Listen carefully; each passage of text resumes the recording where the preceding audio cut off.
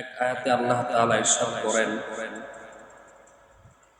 ইন্না ইদ্দাতাশ শুহুরি ইনদাল্লাহি 12 শাহরান ফি কিতাবিল্লাহ ইয়াওমা খালাকাস সামাওয়াতি ওয়াল আরদা মিনহা আরবাআতুন হুরুম।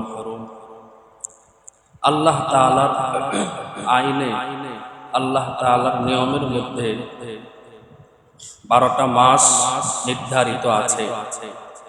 ইসনা আশারা 12 মাস, মিনহা আরবাআতুন হুরুম, এই 12টা মাসের মাঝে 4টা মাস সম্মানিত, 4টা মাস শ্রেষ্ঠ, 4টা মাস বড় দামি।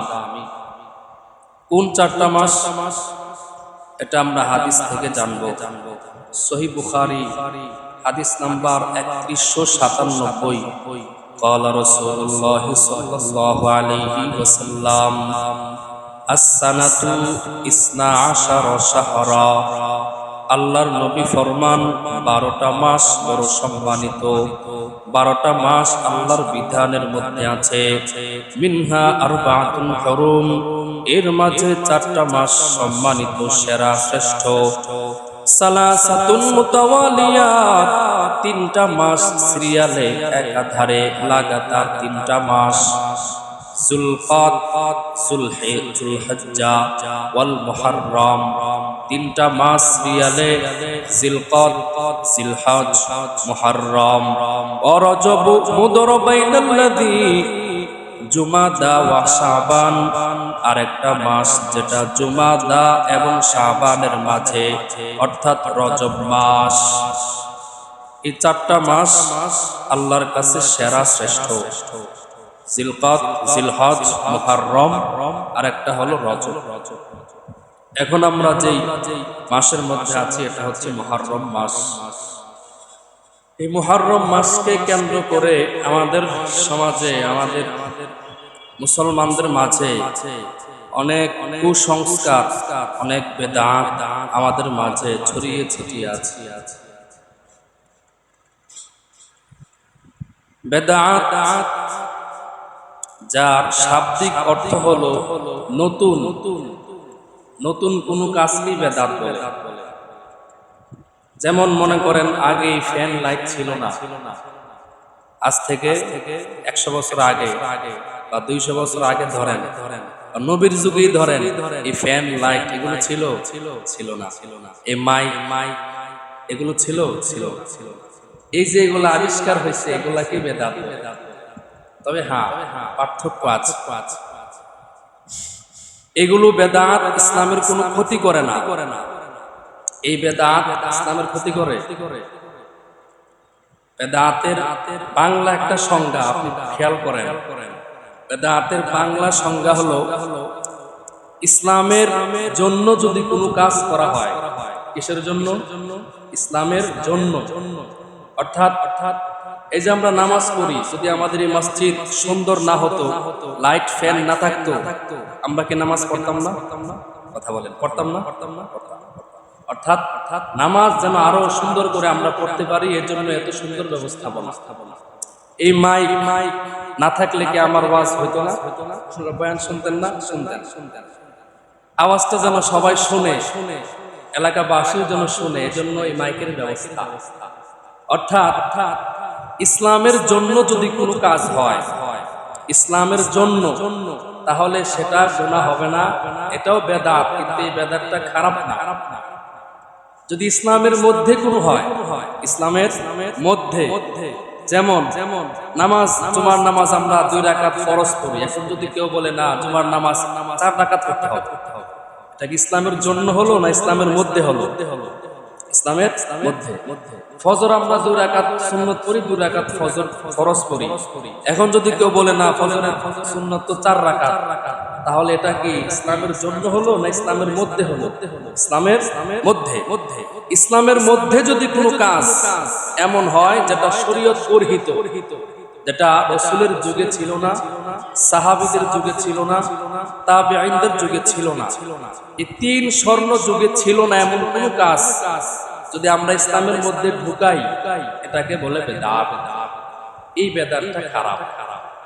কথাটা বুঝে আসছে সবার? বেদাতের শাব্দিক অর্থ হলো নতুন কোনো কিছু আবিষ্কার করা। নতুন যদি সেটা ইসলামের জন্য হয় তাহলে এটা খারাপ না। যদি ইসলামের মধ্যে হয়, ইসলামের মধ্যে যদি কোনো কিছু নতুন করে ঢুকায়া দেই সওয়াবের আশায়, সওয়াবের নিয়তে, এটাকে বলে বেদাত। এই বেদাত সম্পর্কে কিছু কথা আমরা আগে শুনি। বেদাত কাকে বলে? সহিহ বুখারী হাদিস নাম্বার 2697।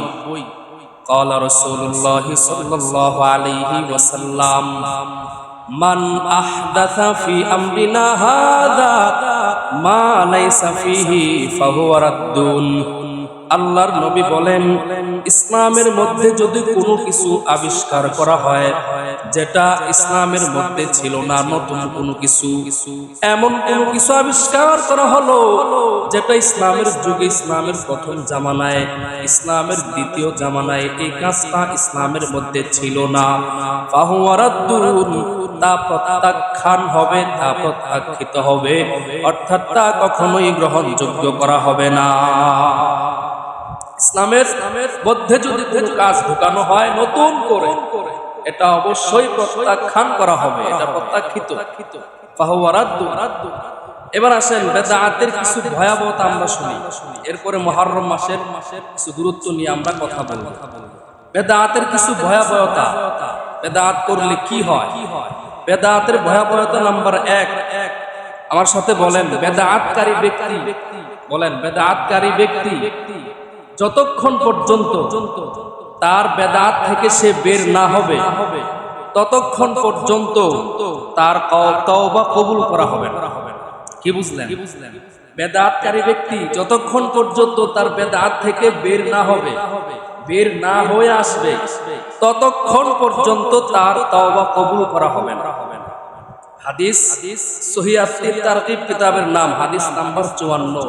আল্লাহর নবী বলেন, যে বান্দা বেদাত করে, মান আহদাসা ফিল ইসলাম, ইসলামের মধ্যে এমন কোনো কিছু সে আবিষ্কার করে, নতুনত্ব, যেটা থেকে সে বের না হয়ে আসে, ততক্ষণ পর্যন্ত তার তওবা আল্লাহ কবুল করবেন।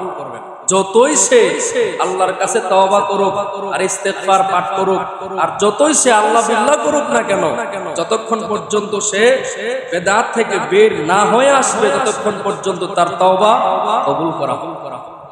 কত বড় ভয়াবহ! 2 নম্বর ভয়াবহতা, বেদাতকারী ব্যক্তি হাউজে কাউসার থেকে বঞ্চিত হবে।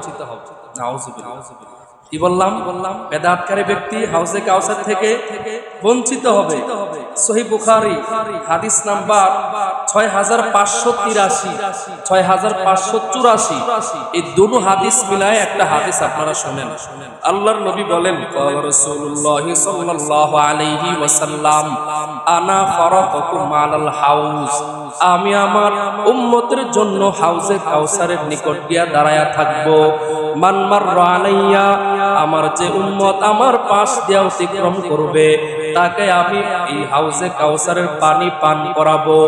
রাসূল বলেন, হাসরের মাঠে আমি আমার উম্মতের জন্য হাউজে কাউসারের নিকট গিয়া দাঁড়ায়া থাকবো। আমার যে উম্মত আসবে আমি তাকে হাউজে কাউসারের পানি পান করাবো।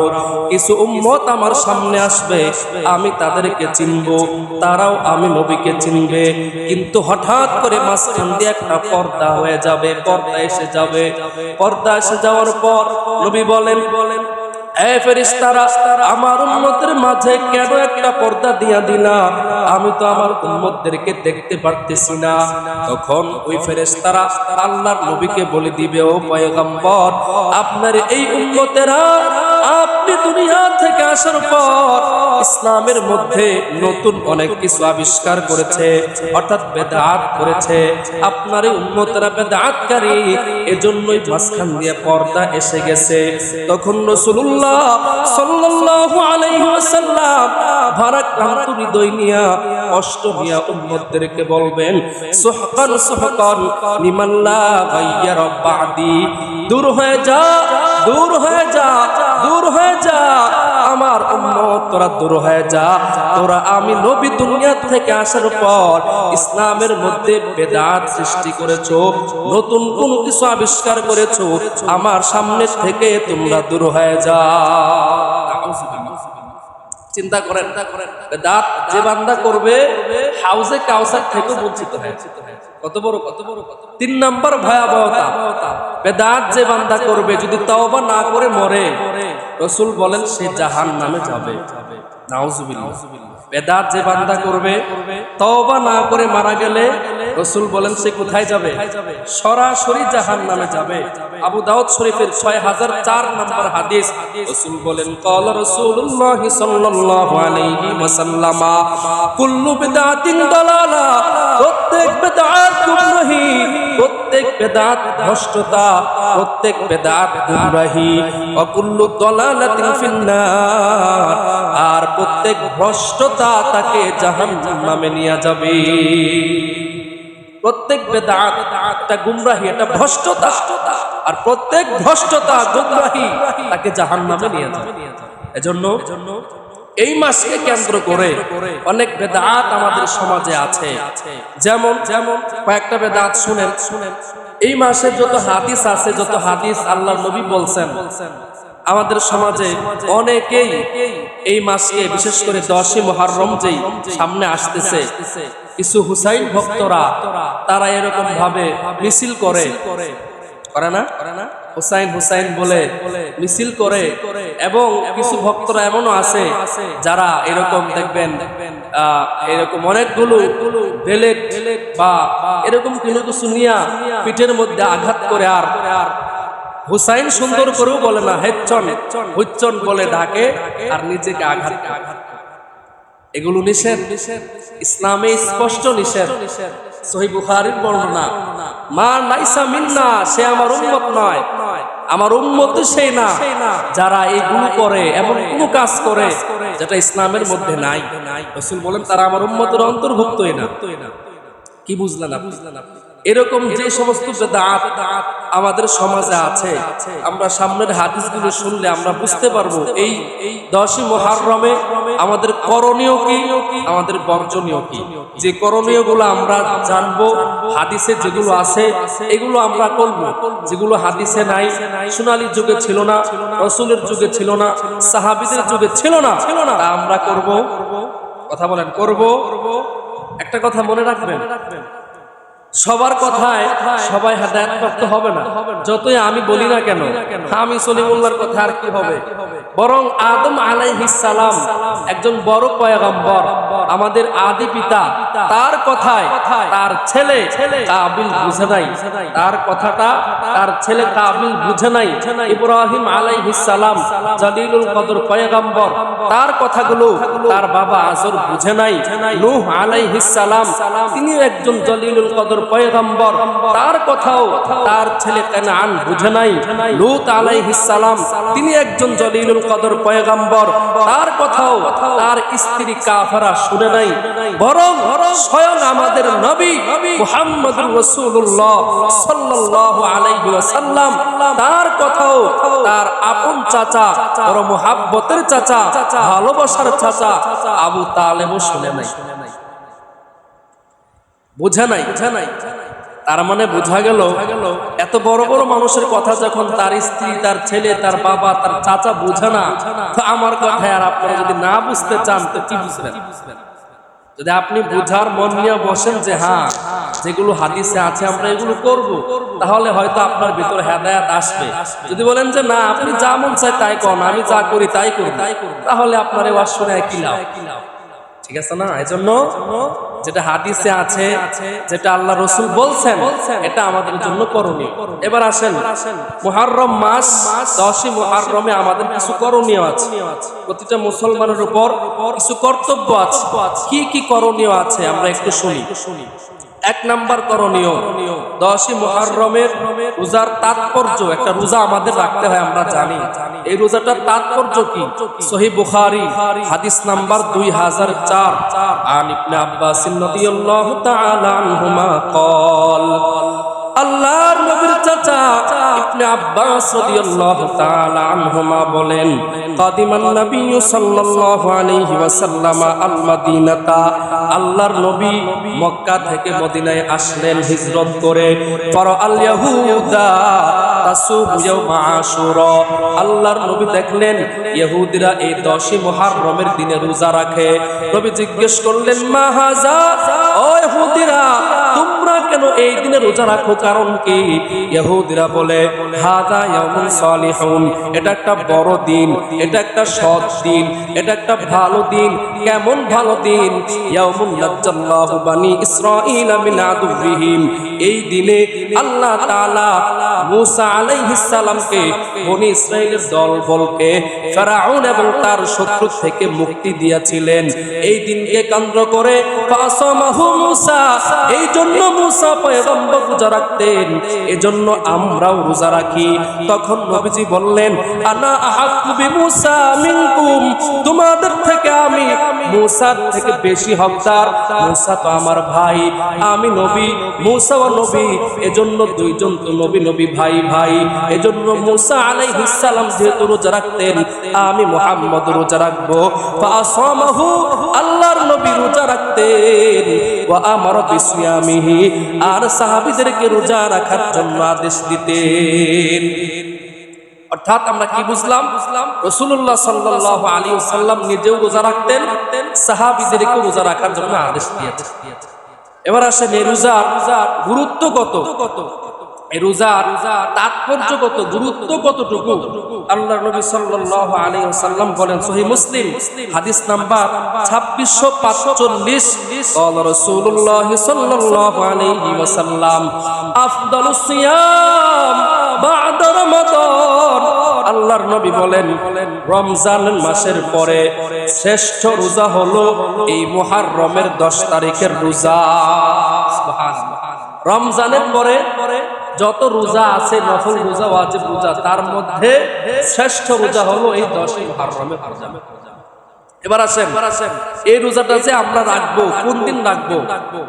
9 তারিখে দুটা রোজা রাখতে হয়, না জানেননি? কারণ হাদিসে আছে, আখালিফুল ইয়াহুদা, তোমরা ইহুদিদের বিরোধিতা করো। কারণ ইহুদিরা রাখে একটা, আর মুসলমান রাখবে কয়টা? কথা বলেন কয়টা?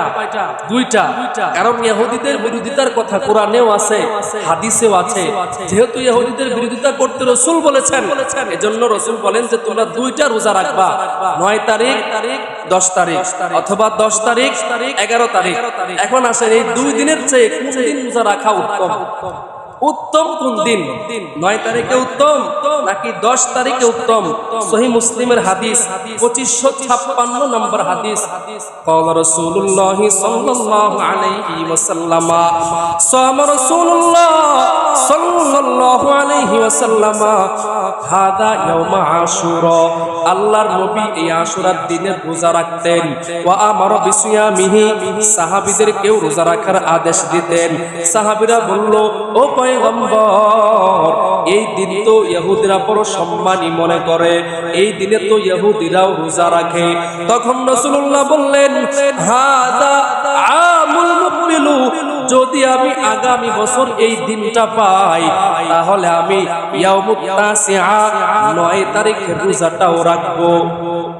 যদি আমি আগামী বছর বাঁচি, তাহলে কয় তারিখে রোজাটা রাখবো?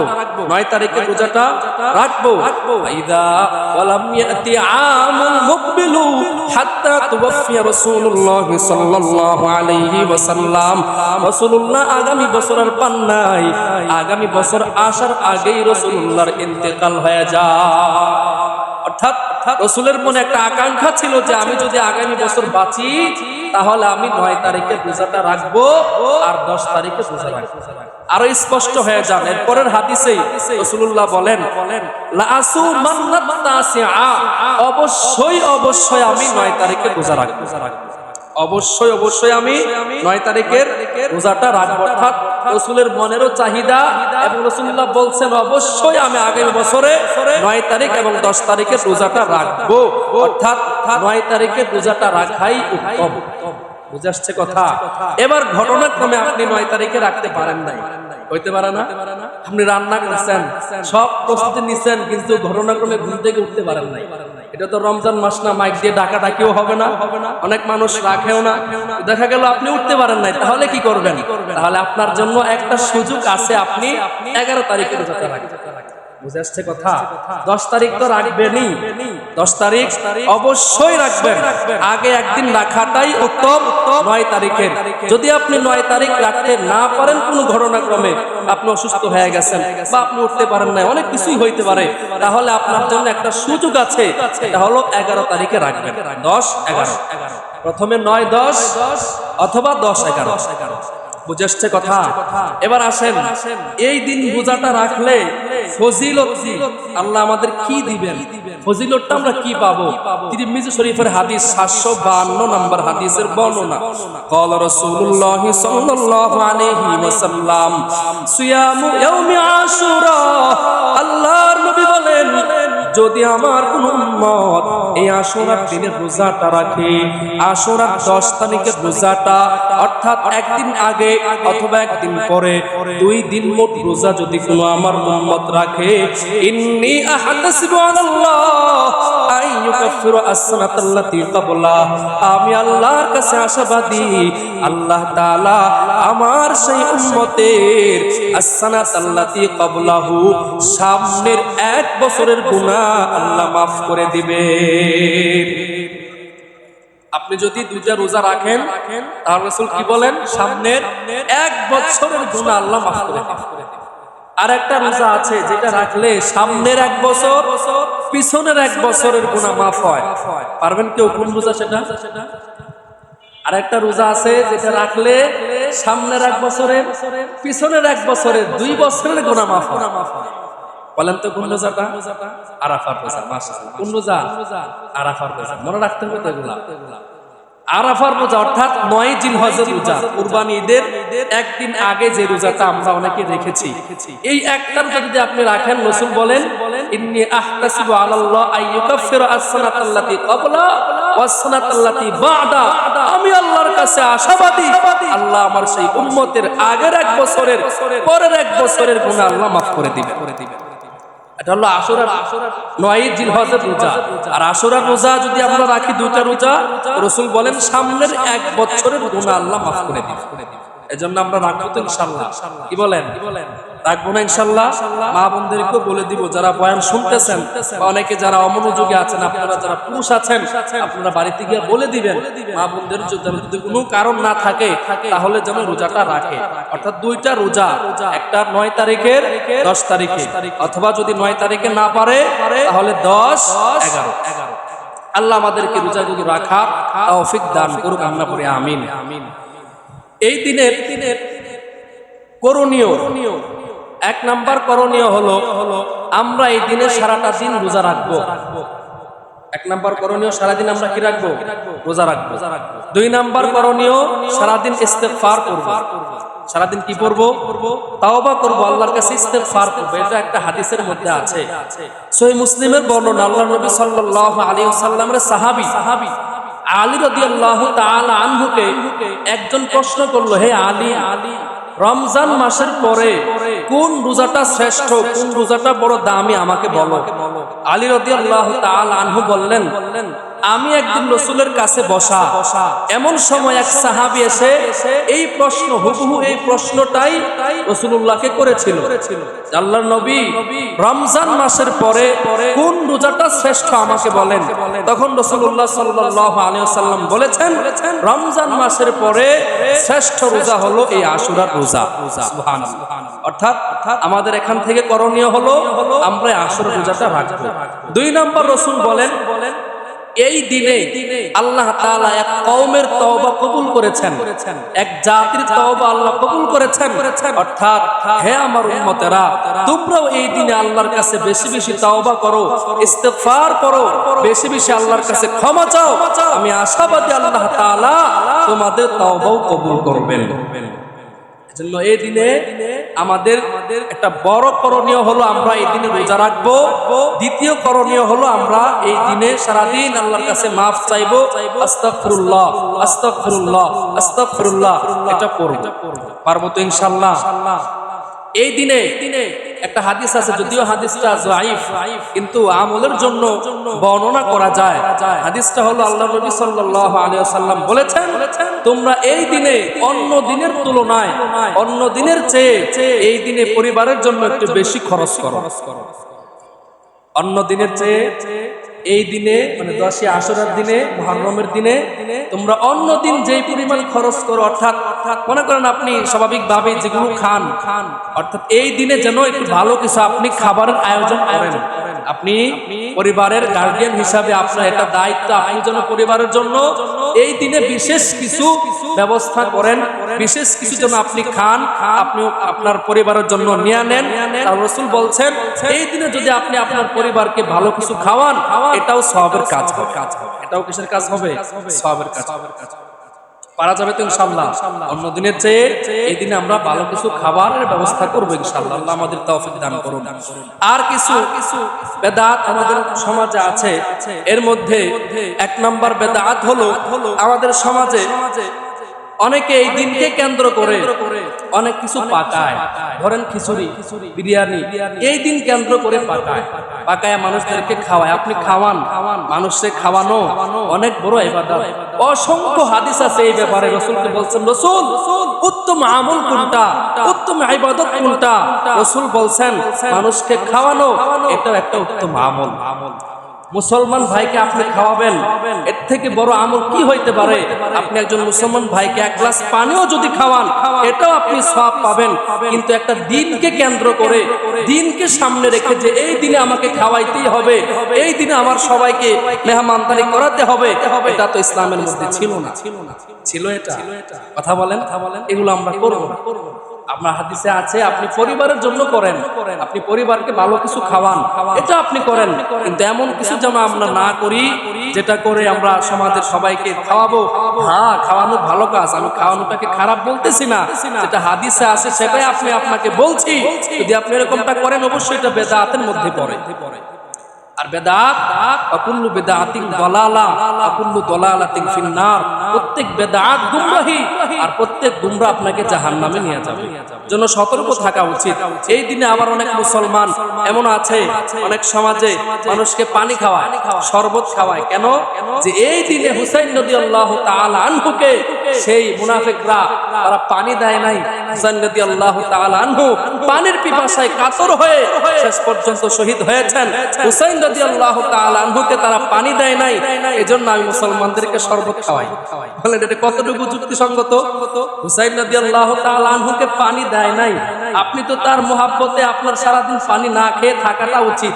এটা ছিল মুসলমান হিসাবে তার, যদি আপনি প্রিয় এরকম আশিকি হয়ে থাকেন, আপনার জন্য এটা ছিল কর্তব্য, এটা ছিল স্বাভাবিক বিষয়। কিন্তু আপনি উল্টাটা করলেন, হুসাইন রাদিয়াল্লাহু তাআলা আনহুকে পানি দেয় নাই, আপনি বেশি বেশি মানুষকে পানি খাওয়ান। এটা কেমন হইল? এজন্য এগুলো আমরা করব না, এগুলো আমরা করতে যাব না। এগুলো যারা করে তাদেরকে আমরা বুঝাবো যেন কোন রকমের বেদাত আমাদের দ্বারা ইচ্ছায় অনিচ্ছায় কোনোভাবেই যেন না হয়। বুঝে আসছে কথা? আবারও বলছে, 1 নম্বর করণীয় আমরা এই দিনে রোজা রাখবো। 2 নম্বর করণীয় বেশি বেশি ইস্তেগফার করব, আল্লাহর কাছে ক্ষমা চাইব।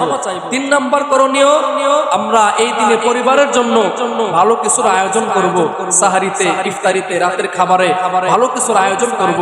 4 নম্বর করণীয় হুসাইন রাদিয়াল্লাহু তাআলা আনহু শাহাদাত বরণ করেছেন এই দিনে, এটা অবশ্যই আমরা মুসলমানের জন্য অবশ্যই এটা হৃদয় বিদারক, অবশ্যই এটা কষ্টের না। আল্লাহর নবীর একজন নাতি, প্রিয় নাতি, এত ভালোবাসার নাতি যে ইবনে আব্বাস বলেন, আমি হুসাইন রাদিয়াল্লাহু তাআলা আনহুর এমন কোন শরীরের জায়গা বাকি ছিল না যেখানে আল্লাহর নবী চুমু দেন নাই। কত ভালোবাসতেন হুসাইন রাদিয়াল্লাহু তাআলা আনহু, গায়ের এমন একটা অংশ বাকি ছিল না যেখানে আল্লাহর নবী চুমু খান নাই, চুমু দেন নাই। কত ভালোবাসতেন আল্লাহর নবী নাতি হুসাইনকে।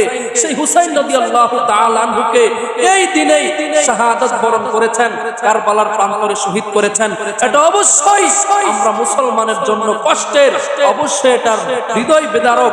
কিন্তু এর জন্য আমরা তার বিরহে ব্যতীত হব, ব্যতীত হইয়া যেন এমন কোন কাজ আমাদের জন্য আমাদের ভেতর থেকে না হয় এটা বেদাত হয়ে যায়।